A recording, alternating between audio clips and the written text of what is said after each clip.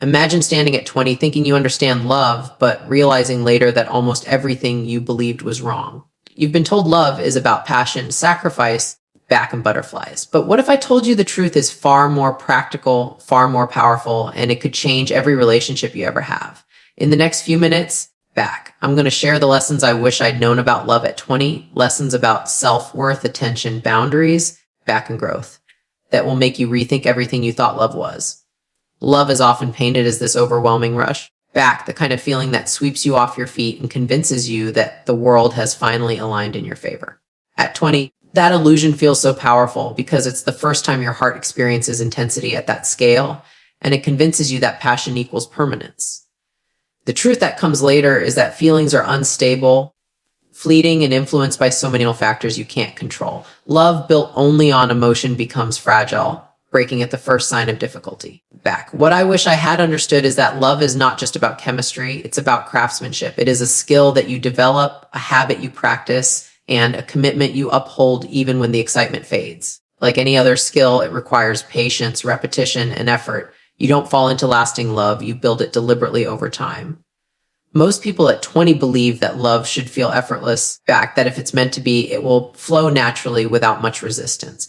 That idea is as misleading as expecting to play an instrument perfectly without ever practicing. In the beginning, you might have natural enthusiasm and that energy can carry you for a while, but eventually you face the reality that effort is required. Love demands consistency, and consistency isn't born from feelings. Take it back, it's born from discipline. Choosing kindness when irritation feels easier, offering grace when judgment is tempting, and listening when you'd rather defend yourself. Those are skills, not instincts. The best relationships aren't the ones with the loudest sparks at the start, but the ones where both people know how to sustain fire through storms. Without the skill set, you can't expect the flame to last. Romanticized version of love often skips over the hard, unglamorous work of maintenance. Movies end with the kiss, stories end with the union, but real life begins right after those moments. The unspoken truth is that the most important part of love isn't how it starts, but how it continues. Love that endures isn't based on infatuation, but on the ability to show up when it's inconvenient. It's easy to love someone on good days when everything feels light and fun, but the real test is whether you can extend love when circumstances are heavy, when moods clash, and when disappointment settles in. That's where skill comes into play, choosing calm over chaos, choosing understanding over ego, choosing commitment over temporary feelings. That is the unglamorous but powerful side of love. Think of it like fitness. At first, motivation pushes you, but eventually discipline takes over. In love, those early butterflies are like motivation, exciting but temporary. If you only rely on them, you'll quit the moment things get hard. But if you build the discipline of showing up, of practicing patience, of choosing generosity, then the connection strengthens even when the excitement isn't loud. It becomes less about waiting for emotions to carry you and more about consciously creating the bond you want. People often quit relationships thinking the magic disappeared, but in reality, they never developed the skills to nurture love past its honeymoon phase. Love is work, but it's meaningful work, the kind that transforms you while you practice it. At 20, the temptation is to mistake chemistry for compatibility and passion for partnership. Chemistry can ignite instantly, but compatibility is proven through time, effort, and repetition. A skilled love recognizes that attraction alone cannot sustain a relationship if habits, values, and behaviors don't align. When you treat love as a skill, you stop chasing intensity and start building stability. You realize that consistency is sexier than unpredictability, that reliability is more attractive than chaos, and that effort speaks louder than sweet words. The skill is in recognizing what matters long-term and not being fooled by temporary highs. That perspective shifts everything about how you engage with love. Another truth about love as a skill is that it exposes your weaknesses. When you first practice patience, you realize how often you fail at it. When you first try active listening, you realize how much you used to defend instead of understand. This process is humbling because it reveals that being unloved doesn't automatically make you capable of loving well. Skills are built through trial, error, and correction. You learn where your ego gets in the way, where your pride makes things worse, and where your impulses sabotage the connection. But if you treat love like any other discipline, you don't run from failure, you learn from it. Every mistake becomes an opportunity to sharpen the skill set. One of the biggest misconceptions is that love should not feel like work, as if effort cheapens the experience. But the reality is that effort is what gives love its depth. Anything valuable requires energy to maintain, whether it's your health, your career, or your personal growth. Expecting love to thrive without effort is like expecting a garden to flourish without water or care. Work doesn't diminish love, it strengthens it. What diminishes love is neglect, complacency, and entitlement. When you stop putting in effort because you assume love should carry itself, that's when it begins to erode. Effort is not a burden, it's proof that you value what you have. Looking back, I realize how much power is in the daily choices that seem small. Saying thank you when it's easy to overlook, offering encouragement when the other person feels weak, get back. Pausing before speaking words you can't take back. These moments may feel minor, but they accumulate into a foundation. Skill in love is not about grand gestures, but about repeated, intentional actions. The little consistencies are what keep the connection strong when life throws challenges your way. Without practicing those small skills daily, big promises lose their meaning. Love grows not in declarations, but in disciplines. And perhaps the most freeing realization is that love doesn't have to be perfect to be powerful. Skills don't make you flawless. They make you capable of navigating imperfections. When you see love as a skill, you stop expecting constant harmony and start preparing for growth. Disagreements become opportunities to practice communication. Stressful seasons become chances to practice resilience. Misunderstandings become lessons in patience. Each challenge becomes a training ground that makes the relationship stronger, not weaker. The skill of love is about leaning into those moments instead of running from them. At 20, attention feels like the ultimate form of validation. Every compliment, every text, every smile can be intoxicating because it feeds the part of you that wants to be seen, wanted, and appreciated. At that age, it's easy to mistake attention for love. As if someone noticing you in passing could fill the void that only true connection can satisfy. What I wish I knew is that attention is often fleeting, driven by desire, curiosity, or even boredom. It can make you feel special in the moment, but it doesn't guarantee care or respect. Real affection is measured in patterns, not flashes. It's built in how someone treats you when there's no audience, when no one is watching, when the thrill of novelty has faded. Confusing attention with affection is one of the fastest ways to invest energy in something empty. Learning to distinguish between the two is a skill that can protect your heart and your time. In youth, it's tempting to chase the excitement that attention brings to feed off the energy of being admired and desired. Social media amplifies this illusion, making likes and comments feel like proof of worth. The mind tricks you into thinking that if someone notices you enough, they must care deeply. But genuine love doesn't require constant validation. It doesn't need to be broadcast or quantified. Affection is quiet, steady, and consistent. It doesn't vanish when the world isn't watching, and it doesn't fluctuate with convenience. Recognizing this early can save you from mistaking performance for commitment. People who excel at showing attention may not excel at showing loyalty. Learning to see beyond surface gestures is an essential skill in understanding what real connection feels like. One of the hardest lessons is realizing that attraction can disguise itself as care. Chemistry can be intoxicating and admiration can feel like devotion, but both are temporary if they aren't paired with consistent action. Attention can provide instant gratification, but leaves you empty in the long term. True affection manifests when someone chooses to invest in you even when there's nothing to gain. When they listen attentively without an agenda, when they follow through on promises that matter. That level of care requires intention and prioritization, not just moments of charm. At 20, it's easy to be seduced by charm without recognizing substance. Learning to evaluate behavior over words or gestures is crucial for developing emotional clarity. Without this clarity, you risk building expectations on a foundation that can't hold. The temptation to equate attention with love is fueled by the human need for affirmation. At that age, every compliment or flirtation feels like a trophy, proof that you are desirable, worthy, and lovable. But love is more than a reflection of your worth in someone else's eyes. Love is measured in alignment, consistency, and mutual investment.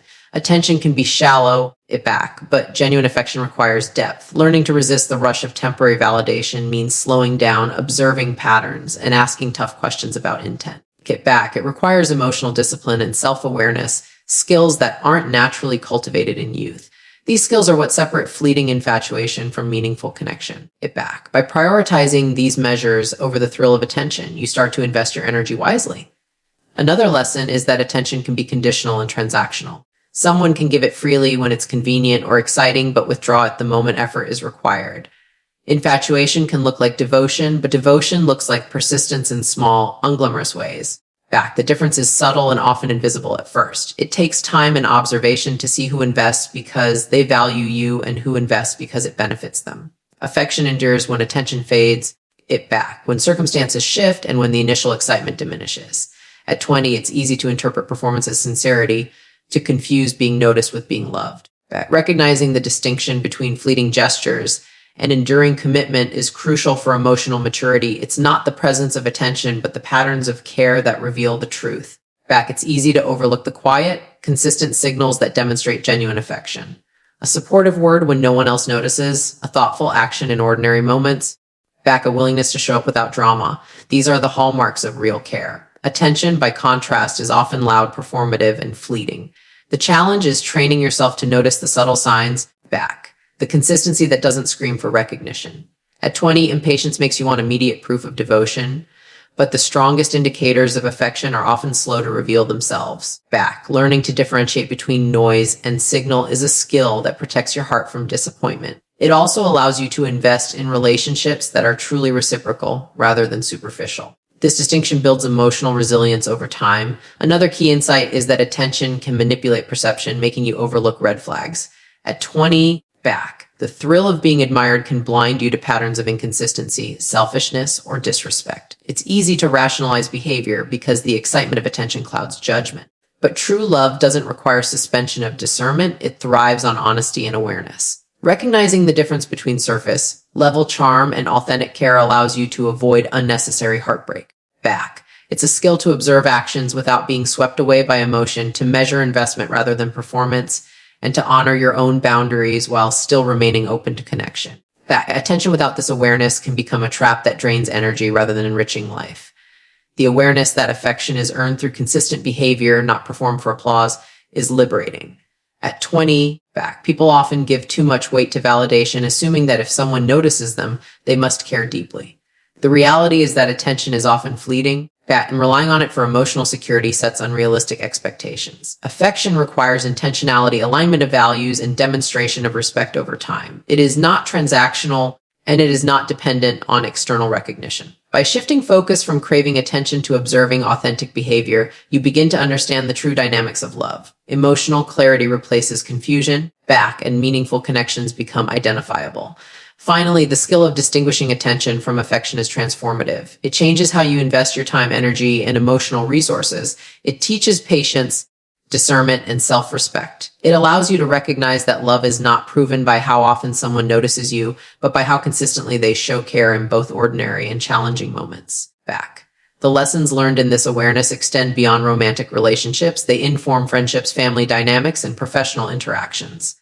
Understanding the difference protects you from settling for shallow connections and opens the door to relationships that are genuine, reciprocal, and resilient. Mastering this distinction is a step toward emotional freedom and a deeper understanding of what it truly means to love and be loved. At 20, it's easy to believe that finding the right person will solve everything. There's this illusion that love is a magical fix, that someone else's presence can fill gaps you don't even understand yet. What I wish I knew is that the most critical relationship you have is with yourself. If you don't know your worth, boundaries, and desires, no external love can fill that void. Self-respect sets the tone for how others treat you. Self-love dictates the standards you enforce. Without understanding and valuing yourself, it's easy to accept less than you deserve. It is in knowing your own value that the ability to choose healthy relationships grows. The relationship with yourself determines the quality of every other relationship in your life. Youth often disguises self-neglect as humility or patience. People think that surrendering their needs to please someone else is proof of love. But sacrificing your core values for someone else doesn't make you loving. It makes you invisible. True love does not require losing yourself to make someone else comfortable. At 20, it's common to think that compromise means erasing your preferences, but real compromise comes from mutual respect, not self-abandonment. Investing yourself creates a standard for others. If you don't honor your time, energy, and emotions, the people around you will follow suit. Recognizing that self-worth is non-negotiable is one of the earliest and most valuable lessons about love. The desire for approval can cloud judgment in early adulthood. At 20, it's easy to prioritize external validation over internal alignment, believing that if someone else approves of you, you must be worthy.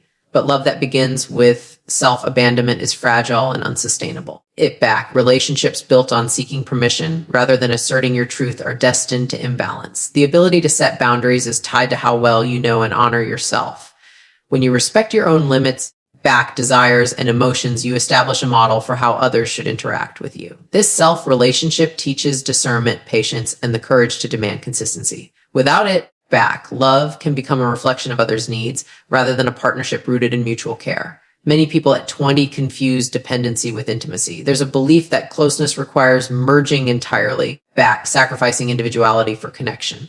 The truth is the opposite. Authentic intimacy grows when each person is whole on their own. When you cultivate your passions, ambitions, and emotional resilience, you bring strength into the relationship instead of neediness. Dependence can feel like love, but it is often a mask for fear of being alone or insecure about your worth. Developing self-sufficiency is not selfish. Back, it is foundational. A strong relationship starts with two people who know themselves, not two halves trying to complete each other. The skills you cultivate in independence directly shape the health of your romantic life. Back, reflection and self-awareness are critical tools that are often underdeveloped at 20. You may experience strong emotions and intense connections without truly understanding why you feel the way you do. Back, emotional literacy, the ability to identify and articulate feelings, creates clarity in relationships. Without it, misunderstandings multiply and misaligned expectations become conflicts. Investing time in understanding your emotional patterns, triggers, and needs teaches you how to engage with others consciously. Self-knowledge empowers you to communicate effectively, enforce boundaries, back, and make choices that honor your well-being. Love becomes a conscious act rather than a reactive experience when you build this internal foundation. Self-respect and self-love also influence patience and tolerance. When you know your boundaries and honor your values, you can distinguish between acceptable challenges and unhealthy patterns. At 20, back, it's easy to excuse behavior that erodes your trust or dignity because you are still learning your worth. Developing a strong relationship with yourself equips you to recognize red flags and respond proactively rather than reactively. You learn that love is not about enduring mistreatment to prove loyalty back, but about navigating challenges with clarity, courage, and intention. Self-awareness enables you to assess the relationship honestly while maintaining compassion for both yourself and others. Confidence grows out of self-relationship and shapes interactions with others. When you value yourself, you attract relationships that mirror that respect. People naturally align with standards and energy. So the better you know and treat yourself, the better the love you attract. At 20, it's easy to underestimate the magnetic effect of self-assurance because it feels external or performative. But confidence rooted in self-awareness is not about arrogance. It's about knowing your worth and refusing to settle for less. This principle applies universally. How you engage with yourself dictates how others engage with you. Strong self-knowledge fosters both resilience and discernment, protecting against toxic dynamics. Understanding your own emotional patterns is another key aspect of self-relationship. At 20, feelings can feel overwhelming, chaotic, or confusing, leading to impulsive decisions in relationships. Without self-reflection, it's easy to blame others for your emotional turbulence. Developing introspection allows you to track recurring patterns, identify triggers, and choose responses rather than react impulsively. This skill reduces unnecessary conflict, increases clarity, and creates stability in relationships. By managing your emotions internally, you no longer rely on external sources to regulate your happiness, creating a healthier foundation for love. Another lesson that becomes clear with age is the importance of self-compassion. Early adulthood often carries shame for mistakes, insecurity about growth, and pressure to get it right. In relationships, being harsh with yourself undermines your ability to form healthy connections because it erodes self-esteem. Practicing self-compassion creates space for mistakes, growth, and learning in both yourself and your partner. At 20, learning to forgive yourself for past errors and judgment fosters resilience and patience. Self-compassion allows you to approach love with curiosity instead of fear, understanding instead of judgment. It teaches that imperfection is part of growth, not a reason to abandon connection or self-worth. Finally, the most profound realization is that cultivating a strong relationship with yourself directly affects your capacity to love others. It is not a prerequisite you can skip. It is a parallel journey alongside any romantic connection. Self-knowledge, self-respect, and self-compassion create the framework through which all other relationships flow. At 20, it's easy to underestimate the power of internal alignment, to prioritize external excitement over inner stability. But the person you are with yourself is the person you bring to every connection. Love becomes richer, deeper, and more sustainable when it grows out of a foundation of self-awareness, self-respect, and self-acceptance. This internal work is invisible but transformative, shaping the quality and longevity of every meaningful bond you cultivate. At 20, love is often portrayed as a selfless act where sacrifice is the ultimate proof of devotion. There's this idea that giving everything compromising endlessly, and ignoring your own needs signals the depth of your love. But what I wish I knew is that love isn't measured by how much you give up back, it's measured by how much you grow together without losing yourself. Sacrifice without standards can lead to exhaustion, resentment, and loss of identity. Back, the real strength of love lies in maintaining your values while building connection. It is about choosing alignment over appeasement, clarity over confusion, and growth over comfort. Back, standards are not rigid walls. They are boundaries that protect your heart and ensure mutual respect. Recognizing this early transforms the way you navigate relationships. Many people at 20 confuse compromise with self-erasure. There's a belief that love is synonymous with obedience or conformity, that bending endlessly is proof of commitment. But real love thrives when each person brings their full, authentic self to the relationship. Sacrifice without boundaries is a recipe for imbalance. Back, where one person carries the emotional weight while the other drifts unchecked. True love challenges you to grow, not to vanish into someone else's expectations. Standards act as a compass, guiding decisions and behaviors, ensuring that giving does not come at the expense of dignity. The discipline to uphold these standards is what differentiates healthy relationships from draining ones. Back, love without standards is like a ship without a rudder, directionless, vulnerable, and unsustainable. It is easy to romanticize struggle as devotion. At 20, enduring discomfort or overlooking red flags is often mistaken for loyalty or passion. But struggle in the wrong context is a signal, not proof of love. Love should challenge you in ways that elevate, not diminish. Back, the distinction between constructive effort and harmful endurance is subtle but crucial. Standards do not limit love, they create the framework for it to flourish. Tact, they help you recognize when giving is empowering and when it is depleting. Sacrificing your core values does not build intimacy. It builds resentment. By maintaining clarity about what is acceptable. Back, you ensure that the connection you cultivate is rooted in respect and mutual growth. Love guided by standards is sustainable, empowering, and transformative. Boundaries are not barriers. Back, they are invitations to genuine connection. At 20, boundaries can feel restrictive or even unromantic because they require saying no to certain behaviors and yes to self-respect. But boundaries communicate value and create safety. They set expectations for how love should operate, ensuring that both people show up consciously. Sacrifice without boundaries often leads to imbalance. Back, where one person overextends while the other takes for granted. Standards, on the other hand, create a shared framework where effort and care are meaningful. Back, love becomes less about proving worth through suffering and more about mutual investment. When both people honor these principles, the relationship grows stronger rather than weaker. Standards guide, protect, back, and define the quality of connection. The pressure to prove devotion through extreme sacrifice is particularly intense at 20. There is a tendency to equate suffering with significance. Back, to believe that the more you compromise, the deeper the love. But love that requires constant self-abandonment is unsustainable and often toxic. True connection does not demand erasing your identity or silencing your needs. It asks for collaboration, growth, and accountability, not martyrdom.